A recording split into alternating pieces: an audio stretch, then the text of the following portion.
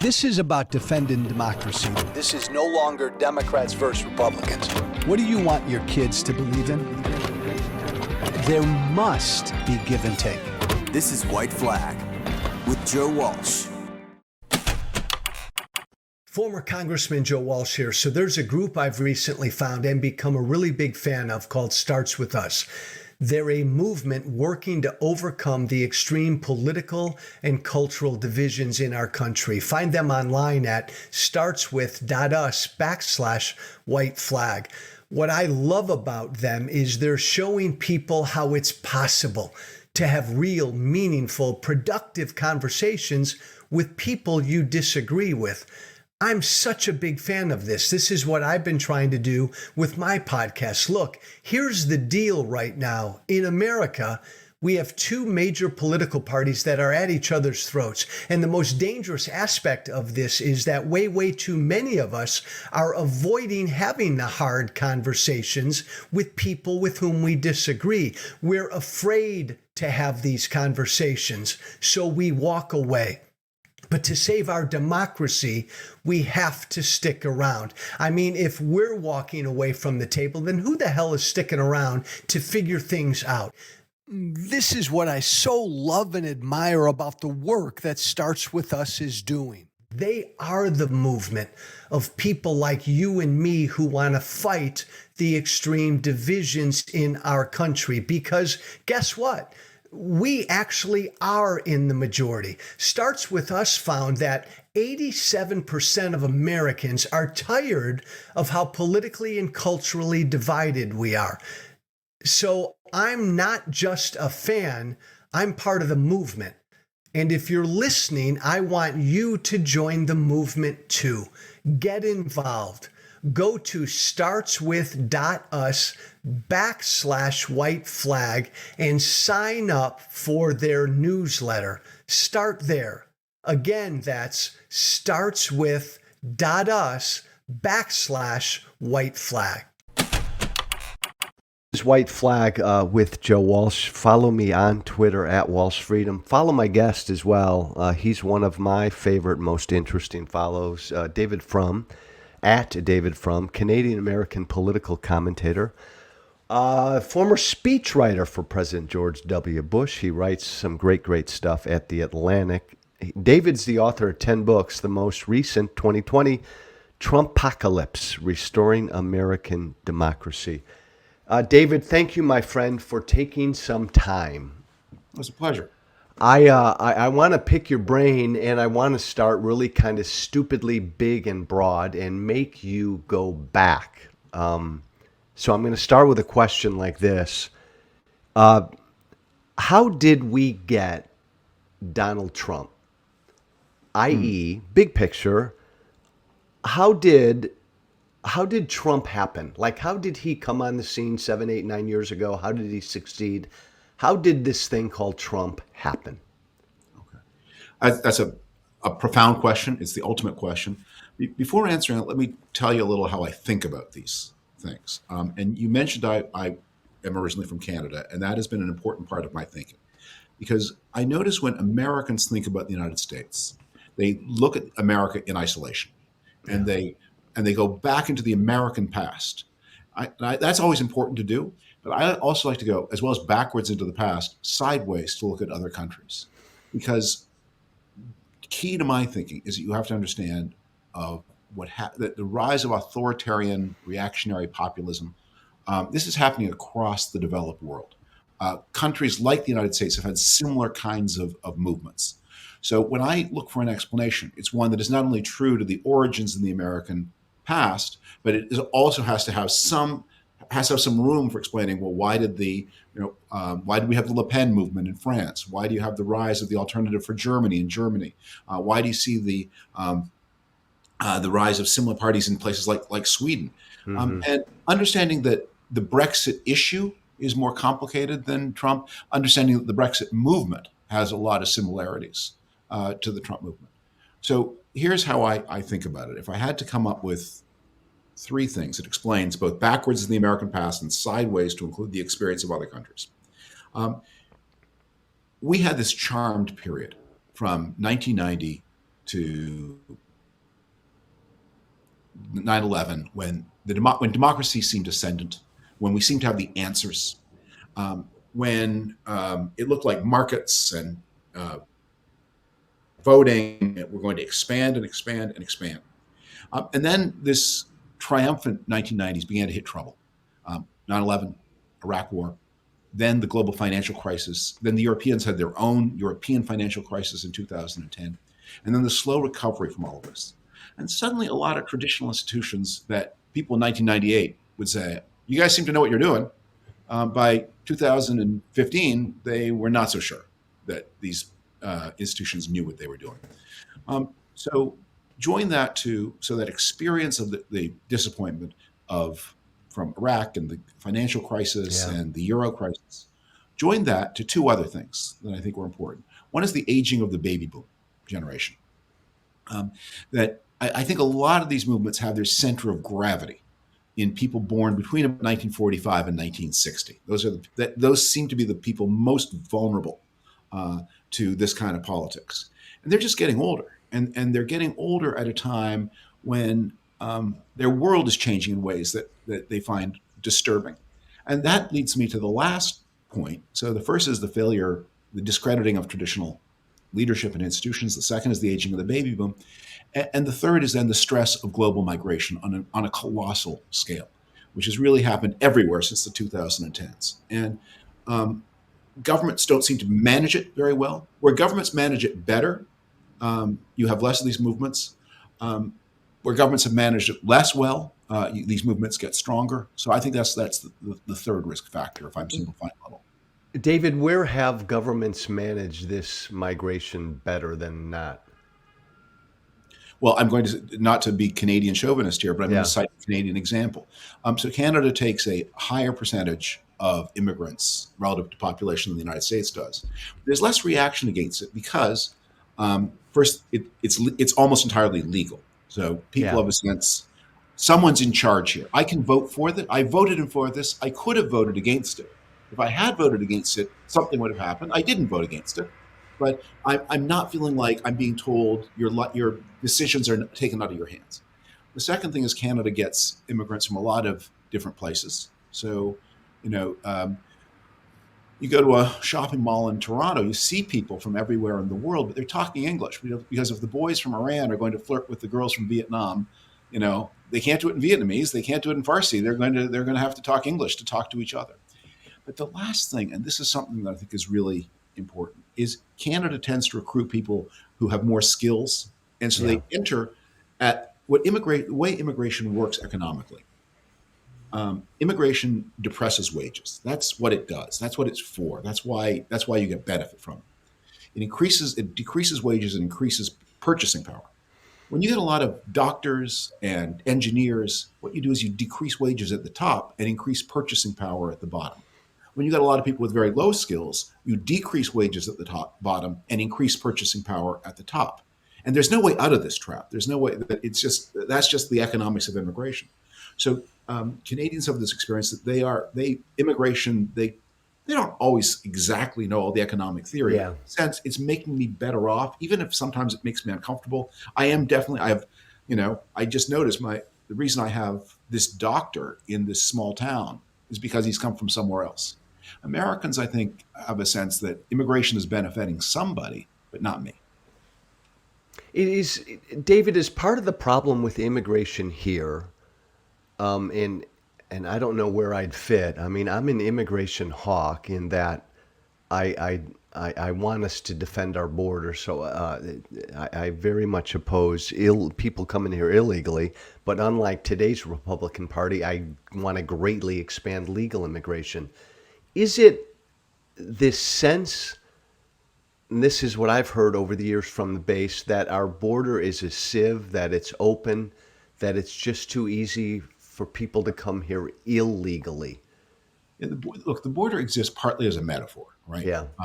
That when people have a sense, and as the baby boom is aged, one of the things that's happened is older people find change, typically, to generalize, more stressful than young people. So the border becomes a metaphor for all kinds of changes, many of them having nothing to do with immigration. It's uh, it's also true that look, Republicans. There's some bad faith about this. I mean, that because Yeah. uh, you've seen a number of Republican-led states, Arkansas, for example, liberalizing the laws on under 18s who can vote.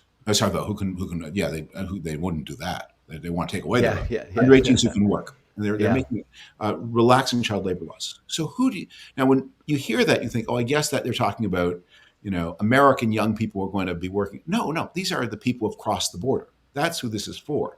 And it's especially states like Arkansas with big agribusiness industries. They're coming in to work in food processing plants, and everyone knows this. So it's there's no point being tough at the border if you're relaxed at the chicken plant, Yeah. because that's why people come. Yeah. All of that said, I don't think hawk dove immigration is not a binary. It's not something where the answer is yes or no. It's a question of more or less, and which and who, and does it seem to be subject to political control? Can people democratically express themselves on it? And is it consistent with the other things that are going on in the society that makes people feel confident or secure or nervous and like the world's changing too fast? So that, David, this cocktail, this populist cocktail that created the environment for a demagogue like Trump, and that resonates with what I've heard from the base over the years. They've told me, David, so many times this country's changing in a nanosecond. Things that I thought I believed in. Men can now marry men. There are more than one or two genders. You can't say Merry Christmas. It's becoming less white. All of this stuff, just things are changing overnight to these older white folk. Yeah. Is it mostly cultural or economic? Obviously, a combination. Yeah, and I don't think there's in the early years of the Trump phenomenon, there'd be this kind of separation that people would say, if it's is it cultural, is it economic? If it's economic, then it's okay. If it's cultural, then it's not okay. Yeah. I don't think people separate issues like that in their minds, and people have a sense that, and people, by the way, are not always accurate in their memories of the past. Oh, completely. And I think of this. You mentioned the phrase "Merry Christmas" and how. Yes. So, the And David, as context, if I had $1 for every time a Republican-based voter over the last 10 years has told me 10, 20, 30 years ago, you could say Merry Christmas in this country. Now you can't. Yes. So I had one of my more successful Twitter threads, by the way, was an explanation of why the British say Happy Christmas instead of Merry Christmas. Have you ever noticed that? No. Okay. Well, if you'll just notice when the Queen does her the late Queen, whenever you hear someone sort of, especially speaks a little bit more fancily, they will say Happy Christmas. So why do they say that? And the answer was that the word merry was understood to be a synonym for drunk off your face. And also it meant sexually licentious. So Charles II, who was king in the late 1600s, was called the Merry Monarch. And they didn't mean that he was very good-natured. They meant that he had dozens of illegitimate children. That's what they meant. Yeah. So in the early 19th century, when the British began to sort of clamp down on some of this more frolicsome behavior, that they start saying, it becomes a new phrase, Happy Christmas instead of Merry Christmas being drunk off your face. And Americans, because they'd already separated from Britain, didn't quite get that message. But I guarantee, the poem The Night Before Christmas. Yeah. Everybody thinks that poem ends, Merry Christmas to all and to all a good night. But if you open the book, you'll see it says Happy Christmas. Yeah. Because Clement Moore, the author of the poem, was a very educated, cultivated person in the 1820s. And he used the British, more elegant form, Happy Christmas, meaning don't spend Christmas drunk. Leaving that detailed history aside. I love that. What the people who mourn America are remembering the ecumenical, universally Christian culture of the 1950, Yes. where it used to be, America didn't used to be Christian. It used to be sharply divided between Catholics and Protestants, between Baptists and Episcopalians. These groups hated each other, and in fact, there were powerful rivalries between them. And some of them had very ambivalent attitudes toward Christmas. There's an old Puritan legacy of mistrusting it. But because of the Depression and World War II and the growing national economy, these different Christian denominations blend into each other. And it gets kind of blurry. Catholics become not so different from Protestants, Baptists not so dissimilar to Presbyterians. And so you have this moment when actually it's the product of the breakdown of a lot of cultural ways that used to be important that produces what all those Fox News commentators remember from the Christmas of their childhood, which was actually quite a post-Christian thing, that it was enabled by Christianity becoming less important to American culture. The dividing lines between the different Christian groups fading away as people didn't understand well, Grandpa thought it was important not to talk to the Baptists, but I don't remember why anymore. Catholics marry Protestants, that's not a big deal anymore. Yeah. So they're saying, so there's this idea. So there's American history, and it's all like what things were between 1948 and 1962. That's the way it always was before. And any departure from that.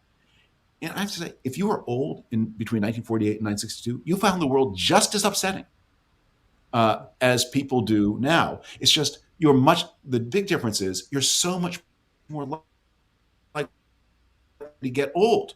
Back then, people smoked, and so they died in their 60s. And you didn't have lots of people in their 70s and 80s being nostalgic about a different past. So what has happened, and this is I talk about the aging of the baby boom, you've tilted the population in favor of having many more old people. And that means you have many more people who feel kind of alienated and dissatisfied and puzzled and angry. And one of the things that I think, and this is my life advice, I'm in my 60s now, is you really have to take your own temperature a little bit and learn not to get upset about things. And one of the benefits of reading history is to realize how much change there always is. And it's not going to stop because you ask it to stop. And it's not always change for the better, by the way. So change is sometimes wrong. But David, we're talking. You're exactly right. But we're talking about a big chunk of folk who will not read history, and to them, this country feels less white, less Christian, less morally black and white. Everything's gray and boom. Yes.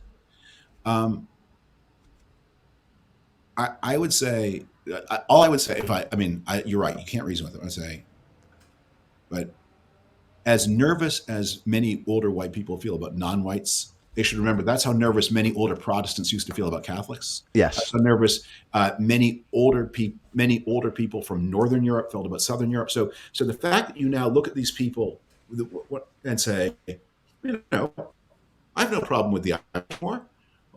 Okay. Well, maybe your grandchildren will feel the same way about all the people. Since you are cool with the people your grandparents were nervous about, maybe grandchildren will be cool with the people you're nervous about. Yeah. Well, okay. And you're right. So, David, then along comes a demagogue who says, I'll build a wall. I'll keep the brown and black people out. I'll let you say Merry Christmas again. I'll keep that plant in town. Yeah. I'll bring back, as you said, I'll bring back the 1950s. And we'll get to him in a second. I think your diagnosis is correct in what led to Trump, because I've felt that on the ground. Were our politically smart people and elites, were they asleep at the wheel, i.e. this had been building for a long time? Look, demagogues don't get to be demagogues by talking about issues people don't care about. Demagogues talk about issues people do care about. And the demagogues get their chance when responsible people won't talk about the things the demagogue talks about. So, look, what led to the collapse of the New Deal liberal consensus that had governed the United States between the 1930s and the 1960s was that the United States had this huge crime wave between the early middle 1960s and the late 1970s. It's so big that the government has to change the way crime statistics are reported. So Yeah. before 1974, the way you produce crime statistics is the FBI would call the local police chief and say, how many crimes? And the police chief would put his hand over the phone and turn to the mayor and say, do we want a big number to get more federal money, or do we want a small number so that we look safe? Yeah. And the mayor would say big or small, and the police chief would then tell the FBI.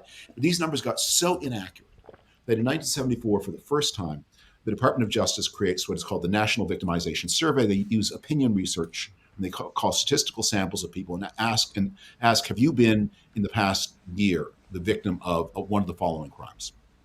And they discover in 1974 that 1/3 of Americans had been the victim of a serious crime against person or property in the previous 12 months. So it's issue one.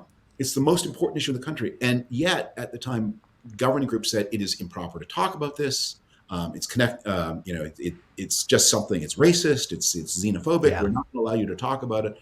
Well, it didn't go away, the refusal to talk about it, and it led to in that case, at that time, it led to the rise of the Republicans as against the Democrats. But immigration is one of those issues, and there are others where if you say we're not going to talk about it, people don't stop caring. You just create an opportunity for someone to scoop the issue who at least will articulate the problem, even if they won't articulate a coherent and convincing solution. And so one of the lessons of the Trump era, and one of the things I hope we learn from this, is if you find yourself saying this isn't important, catch yourself. Look, a lot of issues are kind of dumb. There was a big uproar. There's some regulation to replace incandescent light bulbs. Yeah. Okay, and that was a huge issue in like 2008, 2009, and there's a lot of uproar about it. But in the end, the regulation was struck down, and people switched light bulbs anyway because incandescent light bulbs are wasteful of energy and money, and the new light bulbs really were better. David, gas stoves. Gas stoves. You know what? They're going to disappear because if you've used the new stoves with those cool cooktops that boil water in 2 minutes, they're better. And the idea, okay, so those are dumb issues, but they're issues that they're not. So you do your reality check for these and these deep issues of society and culture that you have to take on board. And even if you think you're getting a misguided popular reaction, the people who have responsibility need to take seriously. And I always say, in my view, democracy is kind of a two-way conversation. It's the job of the voters to say what the problems are, and it's the job of the politicians to propose solutions. And you get into trouble when you switch those identities. When the politicians say, we'll tell you what the problems are, you get into trouble. But also you get into trouble when the voters say, we'll tell you what the solutions are. Because they don't know. It's not their job to know. It's like when you take there's a rattling noise in your car, you take it to be fixed. It's not going to help anybody if you start suggesting why you think. They're going to plug that car into the machine. The machine's going to tell them the answer to why the rattling noise is. Your job is to hear the rattling noise and then to drive the car home and report whether the rattling noise was solved or not. So David, is it as stupidly simplistic as I've put it that we got Trump because the older white American base had these issues, fears, and concerns? Establishment politicians dismissed or ignored their issues, concerns, and fears. And then, Tea Party people like me came along, and right-wing media, we inflamed those concerns and fears. But establishment politicians ignored them instead of sitting them down and teaching them, educating them, whatever. Or trying to come up with answers. Yes. The one footnote I'd put to it is to think that the Trump movement was not, it was very male, but it was not so white. And especially in 2020, one of the things we're watching in the American party system is a movement of every year, basically people who are in their 70s and 80s, about 10% of them went to college. And people who are in their 30s and 40s, about 1/3 of them went to college. And so with every year, we're seeing a rise in the educated proportion among white Americans. And what we're seeing is that those college-educated white Americans are moving to the Democratic Party at a time when many recent immigrants, especially Latinos and some Asians, are moving out of the Democratic Party and into the Republican Party. And Trump's vote in 2020 looks more multi-ethnic than his vote did in 2016. and that's responding to things because look, the melting pot is bubbling away, and and one of my big cautions to people is to understand a lot of these sexual divisions look to me more deep and difficult to navigate than the ethnic divisions. Interesting. Explain that. So there's a big survey. I'm now not going to be able to conjure at my fingertip who wrote it, but had it. But it was cited by Brad Wilcox today in his Twitter feed. He's a very good student of the American families at the American Enterprise Institute, and found that among high school age people,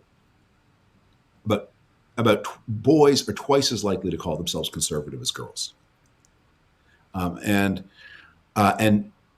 it's very specifically the issues that are driving them are issues like, is it harder to be a man today than it used to be?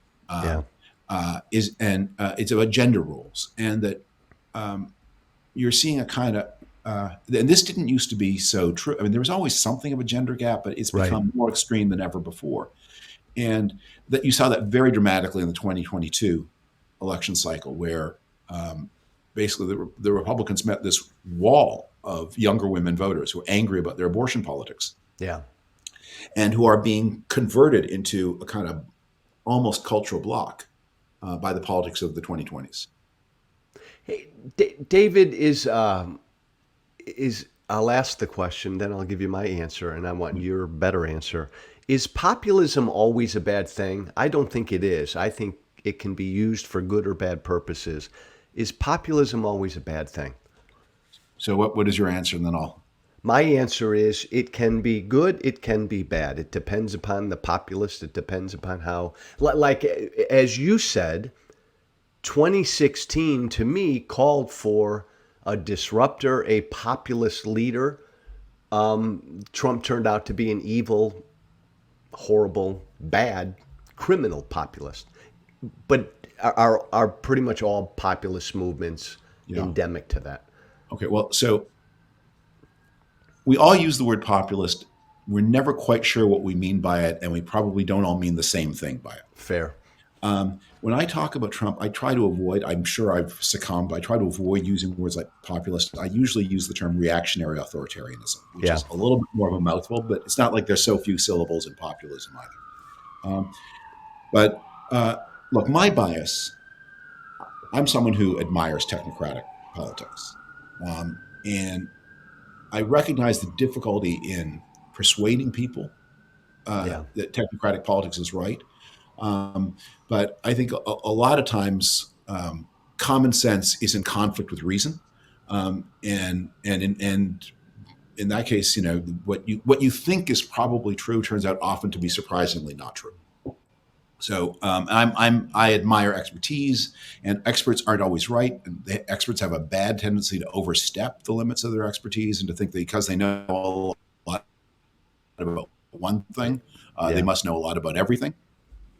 So, but with all those limits, I think a lot of modern politics problems are susceptible to technical solution, or should be. So that's my bias.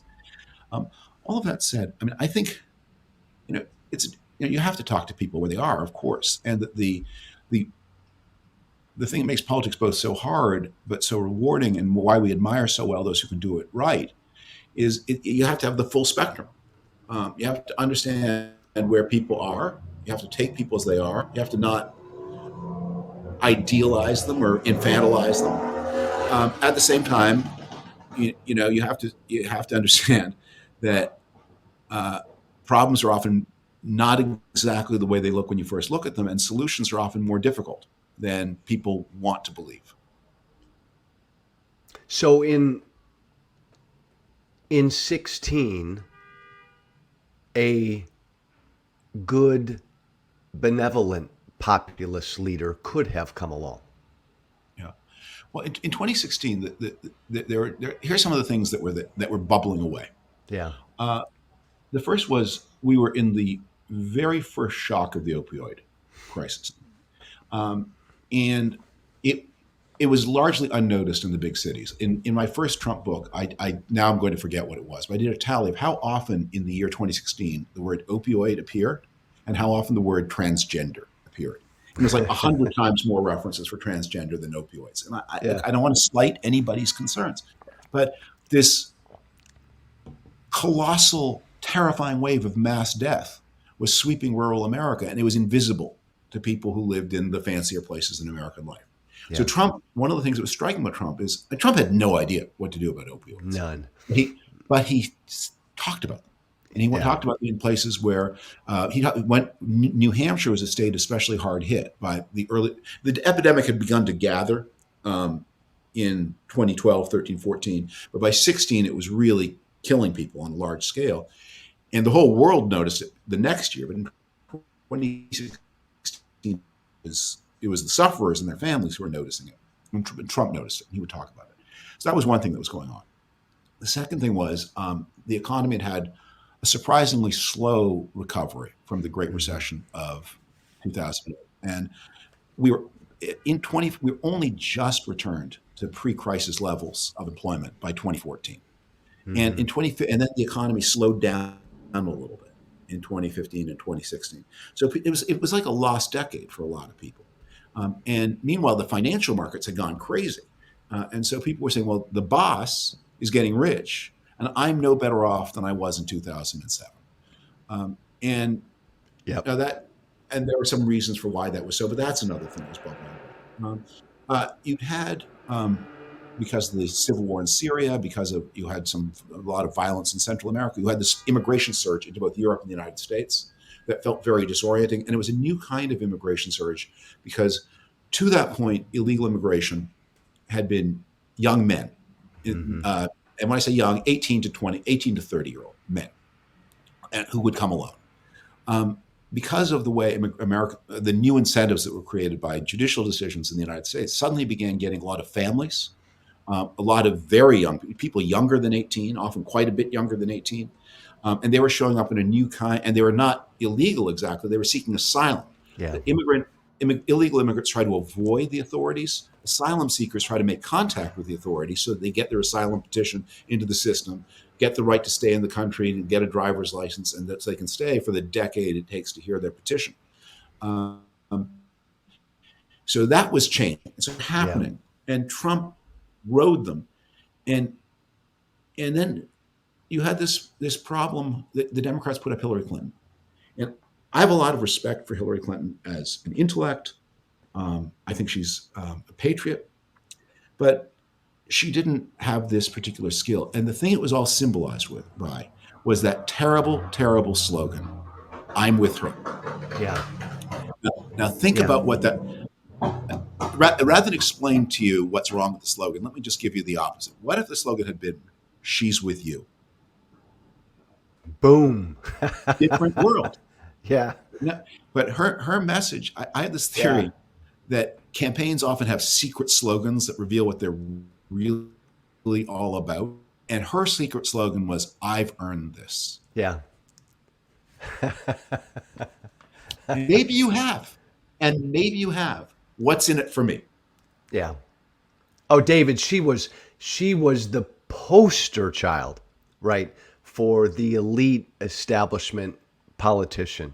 And I mean, there was nobody better for Trump to run against. Hey, one more quick question on this before I get into my second topic with you. Trump is a reactionary authoritarian. The rise of authoritarianism in this country, David, is there anything uniquely different about how it's happened here as opposed to around the world? Well, what's happened, what is unique about the United States as compared to peer countries, is that because American institutions are so continuous and go back so far, that they are not as formally democratic as other countries. There is, for example, in the United States, unlike any of our peers, there's no legal federal constitutional right to vote. Many states in their state constitutions guarantee the state right to vote. And the federal constitution has a series of restrictions on you can't refuse the right to vote on the grounds of race. You can't refuse, that's the 15th Amendment. You can't refuse the right to vote on the grounds of sex. You can't deny it to 18 to 21-year-olds. But now this is but if Congress passed a law saying everyone whose last name begins with the letters M through Z is forbidden to vote. I'm sure the courts would find a way not to allow that, but it's not obvious what the way would be because, well, it's not race, it's not sex, it's not 18 to 21, it's not previous condition of servitude. The federal Constitution does say that the federal right to vote must be the same as the right to vote in the more numerous, how each state must, in the more, whatever it is in the more numerous house of the state legislature. Yeah. But there's nothing that says all American citizens age 18 and above have the right to vote. And so that you can be quite capricious. Yeah. And the system is just riddled with things that are anti-majoritarian. And in some ways, it's becoming more anti-majoritarian because of the growth of the filibuster, which didn't used to be so important as it is today. Right. So America has it has a very democratic culture.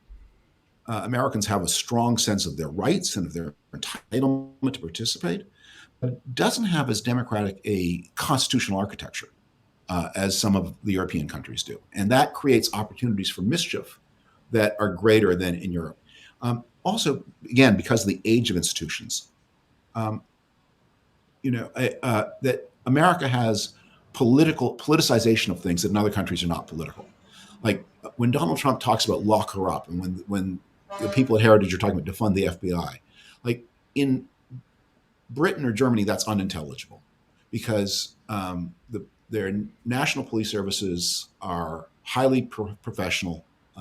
They're run by the civil service. Politicians have very little to say. The German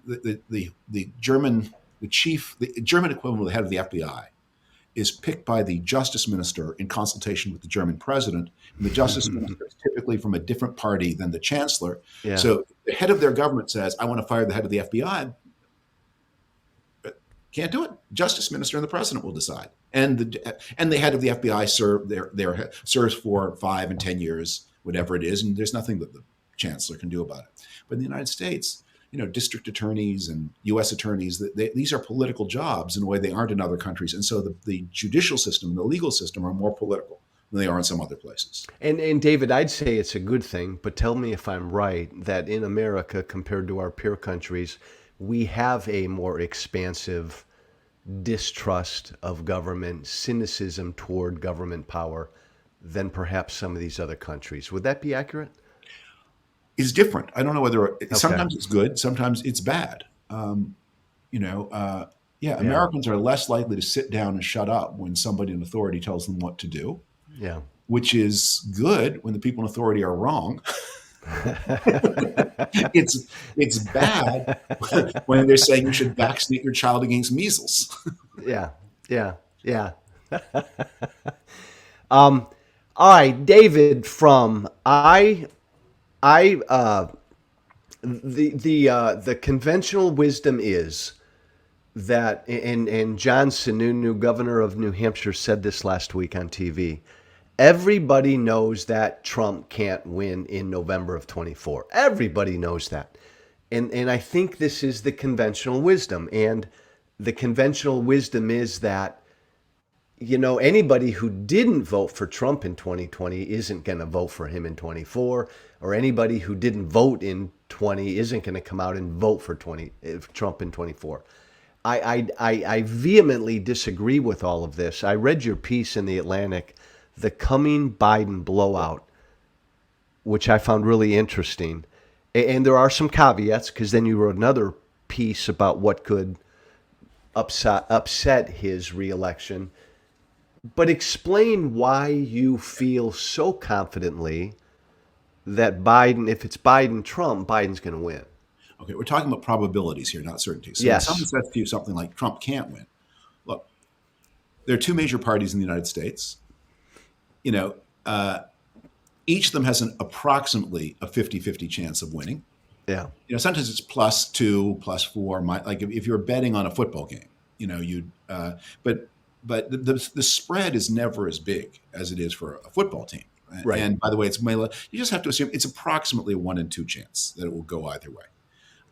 And some years the one party has a better shot, but it's always marginal. That said, I think 2024 is a year where the party of the president is in a strong position. And the 2022 results help us understand why. And I think a lot of this is driven by the politics of abortion, which are very unfavorable to the Republicans, Yeah.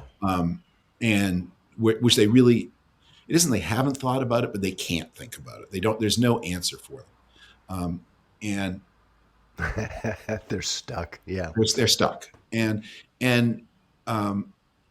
like no one was allowed to say that when Roe v. Wade was struck down, there was no Republican who said, "That's it, we're done, mission accomplished."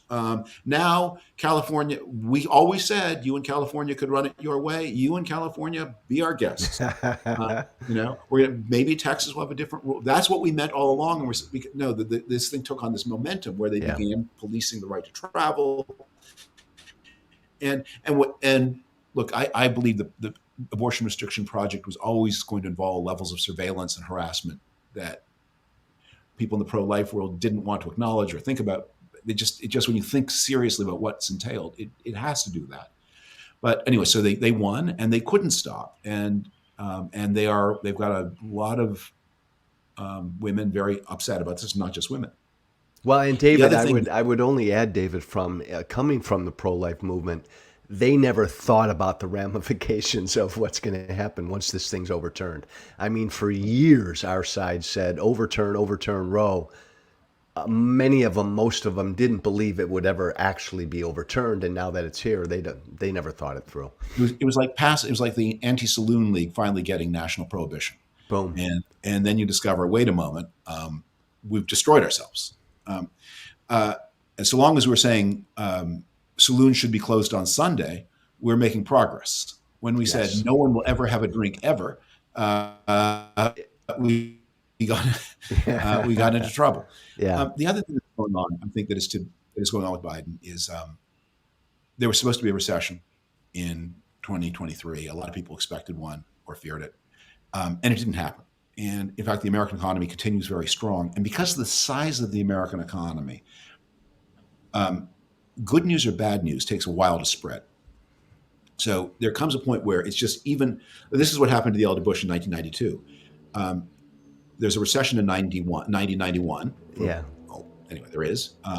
Recovery begins in the summer of 92, but people don't know it yet. Yep. By November of 92. They still think they're in a recession because it takes just that while for it to feed through. So there's no recession now. Even if there's economic trouble in 24, there just probably isn't time for it to, if it were to start right this minute, there's time for people to feel it. But if it starts at this time in 24, there isn't time. And the economy remains very strong and stronger than most of the people listening to this podcast will realize, because one of the things that most of the progress has been happening for hourly workers. Yeah. So if you're a middle-class person on a middle-class salaried income, you probably have noticed that your prices are going up faster than your income. And certainly if you're in the housing market, your mortgage has gone up faster than your income, for sure. And you're probably a little grouchy about that. Understandable.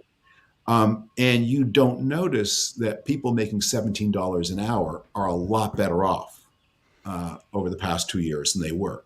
And those people making $17 an hour, that's a Democratic constituency. And so that's one of the things I think that also happened in 22. A lot of people making $17 an hour said, I got a raise. I used to be making 15, now I'm making 17. I used to be making 17, making 20. I'm better off. Was making 22, now 26. I'm better off. And meanwhile, there were a lot of people making $90,000 a year who say, well, I'm worse off. And they're just more visible to all of us in mainstream media because, they are the people who read our work, and the hourly wage workers are less likely to.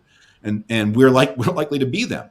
And so we feel it too. And so you pick up, and there's a much more, when you're a journalist, you think, does this sound true? And if you're working for the Atlantic or the New York Times, a lot of people around you are kind of not feeling as great as they did in 2019. And you don't notice that the people cleaning the office are feeling a lot better than they did in 2019. Yeah. Do you, David, assume okay, benign, even positive economic environment next year? a Trump Biden 24 matchup. Does Trump have a better chance in 24 of beating Biden than he did in 20, or a worse chance? I think worse. In part, Americans tend to reelect incumbents. There are exceptions, but the incumbent usually wins. And that's one of the things that made it so shocking when Trump lost. And it usually takes something pretty like Hoover lost. Well, yeah. that's not hard to explain. Ford lost. Well, he'd never been elected in the first place. He's an accidental president, and there's a serious. But he came within inches. I mean, that was a very close election in '76. Yeah. Carter lost in 1980. Well, Iran hostages and 20% interest rates. H.W. Bush lost in '92, and again, there's a recession, and you have this huge shift. The Cold War's over, and a lot of the people who voted Republican for national security reasons don't see any reason to. And then it's Trump in 2020, and he lost basically for being a dick. Perfectly that's put. Perfectly put. But so, David, do you Biden is 80, 81 when he's running, 82 maybe. Biden, like in 20, it was Trump is a dick. He's a lawless dick. And the election was about him. In 24, it'll be Biden's presidency. There will be a record there. Do you worry about some of those things making even a dick like Trump more competitive? Well, I think the age of the president is something that people worry about and legitimately worry about. Yeah. It's hard for me to imagine voting against somebody because I think if I otherwise think that person is successful, saying, well, it would be better if they were 15 years younger. Yeah, it would. Better if we're all 15 years younger. Well, unless you're 14, but you cease to exist. But actually, unless you're 30, then you have to go back to being 15, and who do exactly. that? But okay, so that's an issue. But look, from my point of view, and I have a lot of criticisms of the Biden presidency. It's more protectionist than I would like. Yeah, it's more expensive than I would like. They really got caught flat-footed in Afghanistan for reasons. If this Congress had any sense of responsibility, they wouldn't be investigating the stupid Hunter Biden laptop. They would be demanding answers. Yeah. Why was the United States caught so surprised by events in Afghanistan? And the reason they don't want to investigate that is that probably would be the fault of a lot of people, and maybe not even a fault, maybe a mistake by a lot of people. You can't hang it on the neck of the president alone. But so why were we caught flat-foot? And that's actually maybe something where the answers would do you some good rather than simply scoring a point. So no one wants to do that. On the other hand, those things aside, he's too expensive for me. He's too protectionist for me. I want to know why he was caught flat-footed in Afghanistan. The Ukraine policy has been a tremendous success at very low cost to the United States and its friends. Economic management, generally successful. Come out of COVID really strong. And generally, he's like a kind of mild-mannered, responsible person who doesn't make us all upset all the time. And that there's something about that, about just being not there all the time. I wonder, David, I worry, and again, as I talk to people, I worry that there are people out there, everything you said about Biden is right, but there are people out there pining for a little bit of Trump's entertainment again, a little bit of his badassness again, that now they believe is really all bark and no bite, and we got a lot of good stuff with Trump Joe, and he's just funny, and he talks to you every day. We never hear from Biden. I worry about some of that shit. Yeah. I think there's one other thing to say about why I think 24 is going to be a good year for him, which is when I think about the likeliest economic surprise in the 18 months ahead, I think the likeliest economic surprise is that inflation subsides. Is that we're less likely to be surprised by a recession and more likely to be surprised by the subsidence of inflation. Because a lot of the inflation was the extreme dislocations of COVID working their way through the system. Yeah. And you can scramble a world economy economy in a matter of months. It takes years to get it working again properly. And but meanwhile, COVID has in the matter, like, look what we're doing right now. This is not something we would have done Right. before COVID. I mean, this habituation to, and just think how many commuting hours has everybody learned to save, and what an incredible boost to American productivity. That once we figure out how to use that time, and it's taken us a bit of a while, there's this potential boost. Everyone's rescued, or not a certain number of hours per week. Not everyone commutes not everyone works remotely every day, but all of us work remotely more, and we've all rescued a certain amount of time from the automobile, Yeah. or however we get around. And so those things are working their way through the system. So I think I see some potential there. But yeah, look, the president is old, and Trump's move is, if Trump could be less vindictive about 2020, his best move is to say, I'm actually not running against Biden. I'm running against Kamala Harris, and then try to mobilize all the different reasonable and unreasonable. You know, she's got a lot of first. I mean, she's a woman of color. She's a woman. She's non-white. Both her parents are foreign born. With Obama, it was only one. There's a lot of grist for the mill there that Trump can use. And if he just focus, and you're vice president, so there's a lot of things you can't say in your own behalf. You always have to be getting approval from the president's campaign team about what you said. Assume Trump loses in 24, David. How do we? And I think he did an expert job of explaining how Trump happened. How do we move on from Trumpism? Yeah. How does that happen? I think we're going to startle ourselves at how fast we move. And Shut up. Seriously. And I want to point to something. I talked about the life cycle of the baby boomers is a big part to understand this. Yeah. So again, to use a Canadian example, one of the things the Stephen Harper people did, Stephen Harper was Prime Minister of Canada about a decade ago. His campaigns invested money. When you poll, you normally poll over 65 as a block.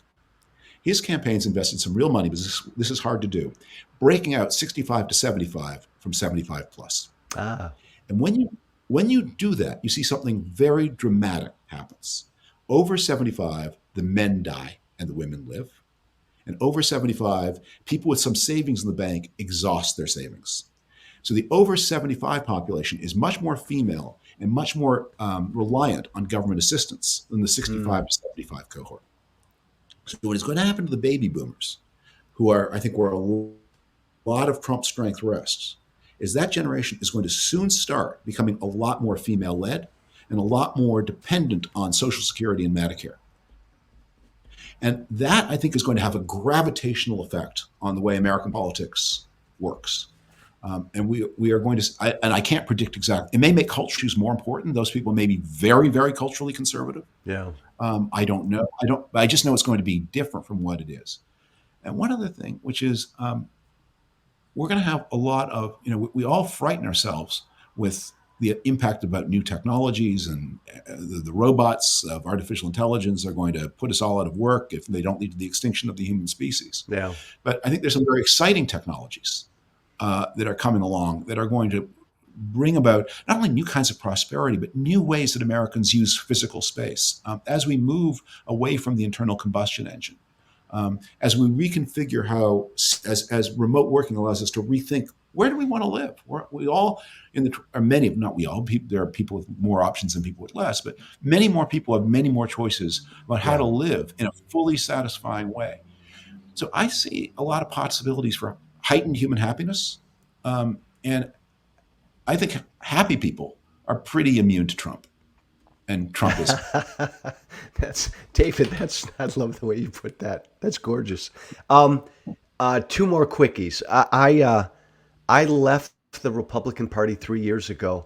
I don't think, David, that a very outspoken never Trumper like me could ever run for office as a Republican again, which leads to my question: what's your future here for this party, for the Republican Party? Then, are you as bullish that it could change fairly quickly? It's going to. So I remain a registered Republican, admittedly in the District of Columbia, where there are about 8 of us. I vote for Republican candidates for local office in the District of Columbia because someone has to say money doesn't grow on trees. Yes. And and that means that I will be able to vote for whoever is in second place in the polls. If it's DeSantis, against Trump in the Republican primary. If it's DeSantis, I will vote for DeSantis. If it's Tim Scott, I'll vote for Tim Scott. Whoever is in second place. I voted for Ted Cruz in 2016. Yeah. Because not because I love him so much, but because he was in second place against Trump. So I can cast a meaningful vote against Trump in the primaries. That's one of the perks you get if you stay a registered Republican. But look, it's a two-party system until we change some very fundamental rules of the game. And somebody has to say money doesn't grow on trees. Someone has to say criminals belong in prison. Someone has to say those things. And I think, that there is that the people who are 20 and 30 and 40 are going to see American politics are not going to stop being a competitive game. And they're going to see that there are going to be issues where people who have a kind of more pessimistic view of the world, more constrained, more resource constrained, less optimistic about human nature, they're going to have a role, of course, because like the whole point, the beauty of democracy, the theory of democracy is that betterment comes from the competition of ideas and not from the domination of anybody. Yeah. And so people who have different views, they have an incredibly important role, and there are going to be two parties, so they're going to win each approximately half the time. How long, David, how long will this authoritarian impulse be kind of ascendant or dominating or animating in the party? Look, I think it's in human nature, this impulse. Yeah. It's there. It's part of what we are, and it can be activated under some circumstances. So the question is not how do you make it go away, but one, how do you deactivate it so that people who are susceptible to it feel it less? And then how do you build rules of the game that bring out the best? So I think we do need we need to make the American political system more majoritarian. We need to get rid of the filibuster in the Senate. We need to make it harder to gerrymander. I think a couple of Senate seats for the District of Columbia would be a positive thing. Just teaching everybody, if you want to have power, you have to win more than half the votes. Yeah. You can't do as they do in Wisconsin and leverage 45% of the vote into 65% of the power. That's not right. Yeah, if you want 65% of the power, go win 65% of the damn vote, and that means you're going to have to make some concessions to people who think a little differently from you. You have to build big coalitions, and that's what American politics is. American politics at its best has always been this big, messy thing of people making deals. The thing that is so baffling. Maybe we can. This is the point. So Americans are incredibly pragmatic people. It's a country of wheeler dealers, deal makers. The customer is always right. Give people what they want. Figure out what they want and give it to them. They want something that both tastes great and is less filling. Okay, they've spoken. So scientists, go to the lab, make something that tastes great and is less filling. They want real Coca-Cola taste, but none of the Coca-Cola calories. Go get them that. They want a hamburger made out of vines. Make it. So political parties should be like that. The voters say we want more services at lower cost, and people, you can't have that. Well, they'll find out a way that they can, and then build a coalition around it, and bring to politics the same creativity and spirit of compromise and generosity of spirit that you see in every other aspect of American life. 3 final quickies. If you and I defy the human lifespan and we're having this conversation 50 years from now, are there still only 2 major political parties in America? There are 2 major political parties until we change the first past the post system for congressional seats, and until we get rid of the Electoral College. Because if you have different rules, you'll have different party outcomes. But the party system is dependent on the rules, and so long as the rules are as they are now, and the Electoral College is in the Constitution, for better or worse, hard to imagine. You'd have to have different rules to have different party systems. Agreed. Second quickie, what's one major piece of advice you'd give right now to the Democratic Party? The Democratic Party. I would borrow a piece of advice from Haley Barbour, the greatest ever Republican National Committee chairman. Just the main thing is to keep the main thing the main thing. So there are all these forces, both in the Republican Party and inside the Democratic Party, that want to drag you into talking about all kinds of boutique issues. And the important thing is to keep talking about the main issues. And this is, I think, one of the things that is a Biden superpower from his age. It's pretty clear that a lot of the boutique issues he doesn't understand. And he certainly doesn't care about them, and he doesn't understand them, and he gets them wrong. Yeah. And there's something kind of reassuring about that. Keep the main thing the main thing. I like that. David, final question. Are you generally bullish or bearish on this thing called the American experiment? So I am on both my mother's and my father's side, an Ashkenazi Jew from Eastern Europe. And there are very few Ashkenazi optimists, because basically the optimists stayed and didn't have grandchildren, and the pessimists left, and they do. So we are genetically selected for pessimism. That said, so that's my temperament. But intellectually, I just am in awe of the possibilities I perceive. And then we have to gird ourselves to have the vision and the self-control and the generosity of spirit to seize those possibilities. But, I wrote a piece for The Atlantic 2 years ago about the U.S.-China competition. And I said that one of the things that bothers me about the way we talk about this is we just systematically undervalue the creative potential of free people under an elected government.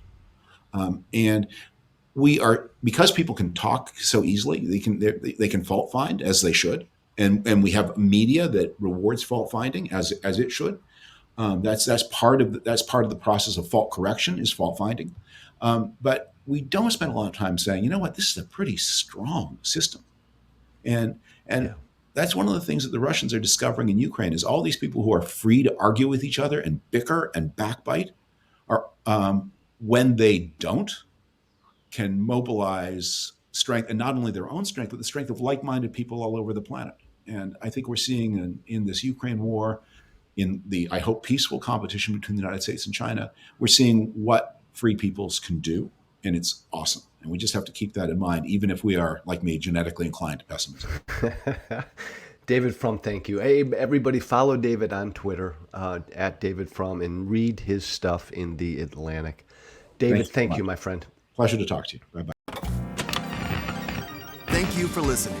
Remember to listen, share, and follow White Flag with Joe Walsh on Apple Podcasts, Spotify, and everywhere great podcasts are found. And be sure to leave a 5-star review.